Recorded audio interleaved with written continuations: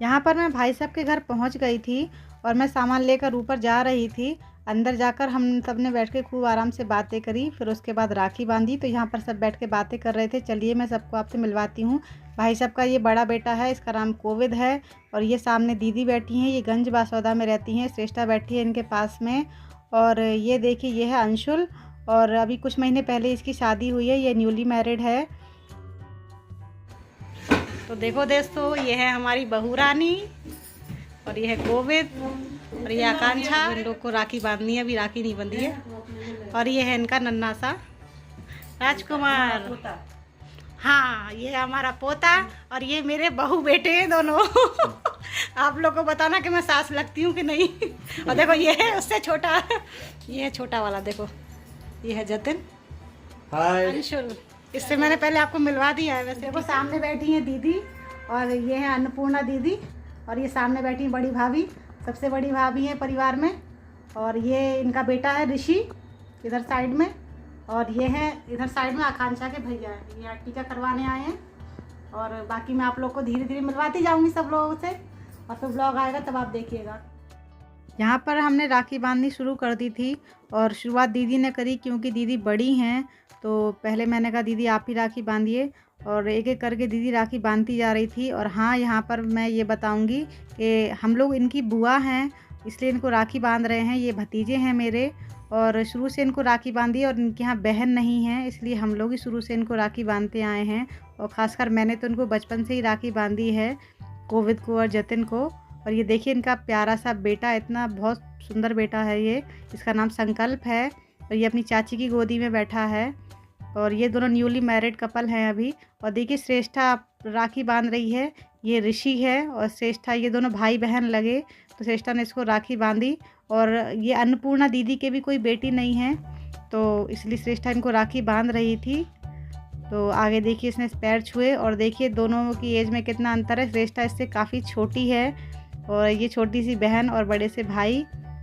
श्रेष्ठा ने इसको राखी बांधी। और ये है इनका डॉगी, इसका नाम बिल्लू है। और जो भाई साहब का ये जतिन जो बेटा है, इसको डॉगी का बहुत शौक़ है, तो ये डॉगीज़ की काफ़ी केयर करता है। तो श्रेष्ठा ने इसको भी राखी बांध दी। और ये बड़े बिल्लू की राखी के बाद अंशुल और आकांक्षा ने भी अपने भाई को राखी बांधी।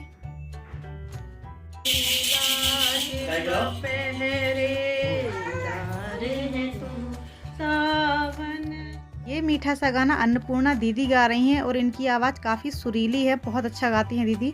पर कॉपीराइट के चक्कर में मुझे गाना म्यूट करना पड़ा, वरना चैनल पर कॉपीराइट आ जाता है। तो हेलो गाइस, रक्षाबंधन की वो सारी हो गई। चलिए अब अपन लोग ऊपर के देखते हैं। ऊपर भी राखी बनी है, ऊपर भी लोग रहते हैं। चलिए उनको भी राखी बांध के जल्दी से आ जाते हैं। तो चलिए मिलते हैं भाई साहब से।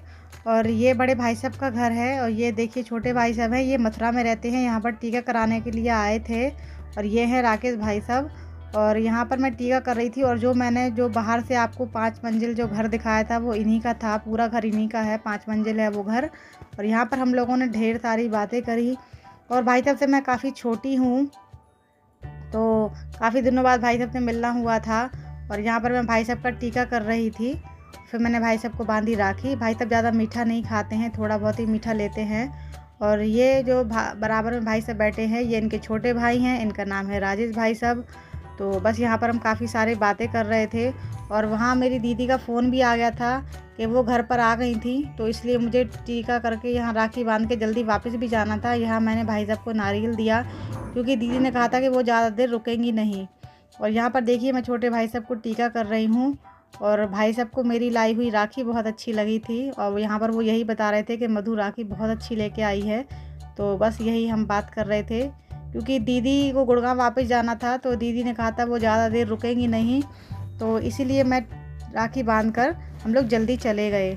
और ज़्यादा देर मैं दीदी से भी नहीं मिल पाई थी, क्योंकि दीदी पहले अपनी ससुराल गई थी, फिर वापस यहाँ पर घर पर आई।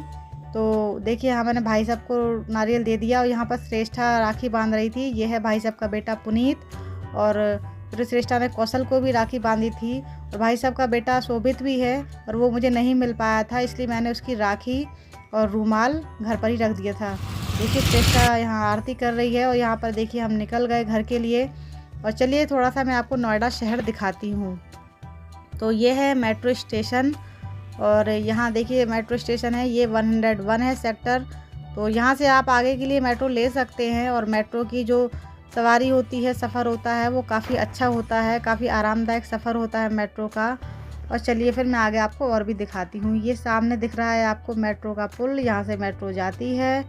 और चलिए फिर आगे हम और भी देखते हैं। नोएडा में जगह जगह पे मेट्रो स्टेशन बने हुए हैं, कोई 2 किलोमीटर की दूरी पर है, कोई 1 किलोमीटर की दूरी पे है। देखिए ये दूसरा मेट्रो स्टेशन आ गया है।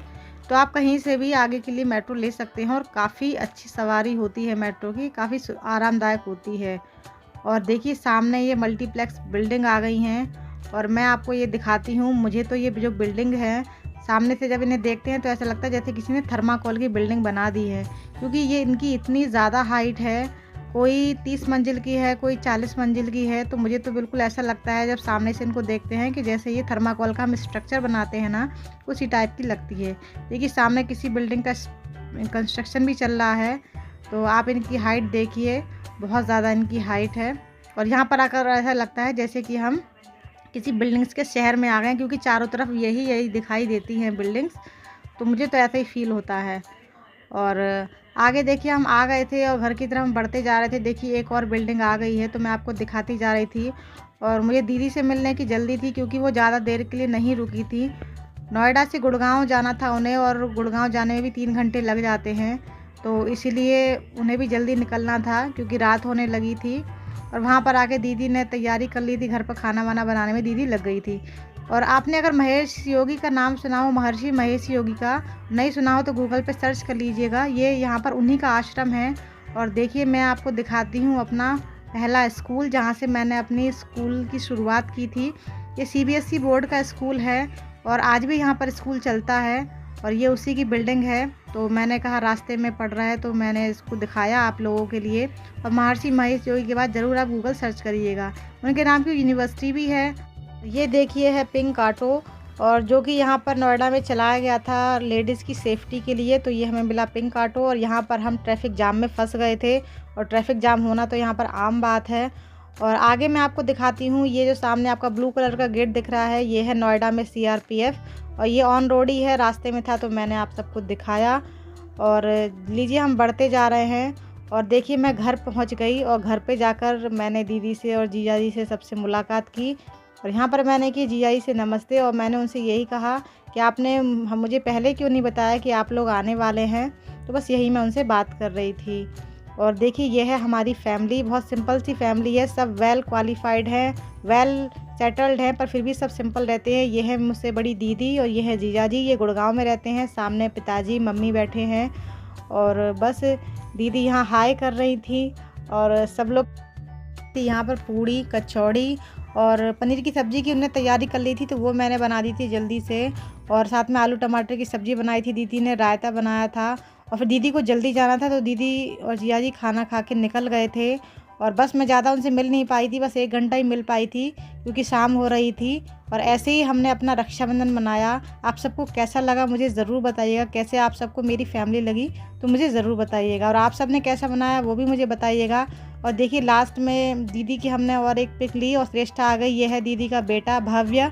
और इसके बाद फिर दीदी घर चली गई। तब तक के लिए बाय बाय।